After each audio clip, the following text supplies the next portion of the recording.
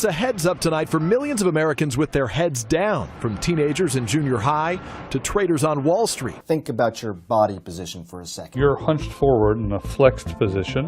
It puts extra pressure on the discs in the neck. And when you're hunched over at a 60-degree angle looking at a mobile device, Pressure on discs, pressure on nerves, and a lot of that pain. It's called text neck. Take a look closely at these shocking x-rays. Look right here. Kids as young as 7 years old developing spinal problems from bending over their smartphones for several hours a day. It's a condition that doctors are now calling text neck. The human head weighs about 10 pounds to 12 pounds. Bending it apparently can raise that to the equivalent of 60 pounds on the weight of your neck. For a 7-year-old, that's like carrying around another 7-year-old on his neck. So text necks can cause muscle strain, pinched nerves, herniated discs, headache, anxiety, depression, and even heart rate and blood pressure are affected. So what can we do to prevent this condition in our kids and ourselves? Here with some important tips, Dr. Kelly Starrett, a physical therapy and co-founder of Mobility WOD, author of The Supple Leopard, joins us now at Fox & Friends. Okay, Dr. Kelly Starrett, what are we going to do about text neck? The x-ray, the proof is in it. Well, good morning. Well, I'll tell you what, this isn't new news. Your mom has been saying sit up since you were a little kid. The idea, though, is that we don't have a basic set of software to run this mechanical hardware. People are doing this, have been in these positions for a long time. The problem is now this x-ray has literally given us Superman vision, and people are freaking out a little bit. Well, so, I can't get this visual out of my head that you put forward in some research. Is that the equivalent of a 7-year-old hanging from a 7-year-old's neck? That's the weight that's on their neck. Obviously, when we see this, every angle that you're looking down creates more weight added to the neck. So what do we do to correct this? You say use the 3-hand rule. What does that mean?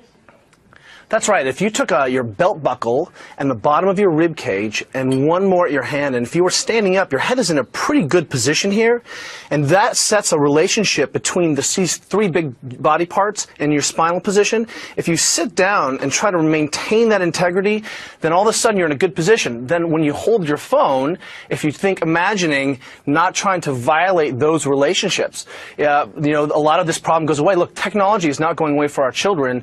The Kaiser Family Foundation said that kids are spending between 8 and 18 are spending about 7.5 hours a day. We're not going to get technology out. What we have to do is remind our kids that, hey, if you're in this position where the hands are coming together on any one of these landmarks, then what we need to do is remind our kids to get back up. All you have to do is put the phone here, put a pillow in your lap, and you can start to solve some of these problems. It feels a little bit dorky at first, but when you're not hunched over and bent like a broken rainbow, you'll thank yourself. So I'm thinking apply that retro message to the kids about posture with the phone. What do you do if the kid doesn't do it? Take the phone away? Well, I have 2 daughters, and we're not tech agnostic at our house. What we've done is we've said, hey, look, we've taught you guys how to sleep and how to brush your teeth and how to dress yourselves. This is how you inoculate your body against the ill effects of working with the modern world. And when our kids find themselves in a bad position, we just kindly remind them, hey, that's not what our family does. And the second violation, tech goes away for the day. The third time the kid gets the phone back, boy, they are in immaculate positions. Okay, so you say 3-hand rule, text correct when they're doing, I'll use my iPad as an example, up here. Does that get your approval, Dr. Kelly Starrett? That's exactly right. If you imagine just rolling your shoulders back and bring it to your face, you're set. All right, so I was a little off indeed. I'll work on this so I don't get text neck. That x-ray scared the daylights out of me. Dr. Kelly Starrett, thank you for your tips today to keep our kids safe and us as well.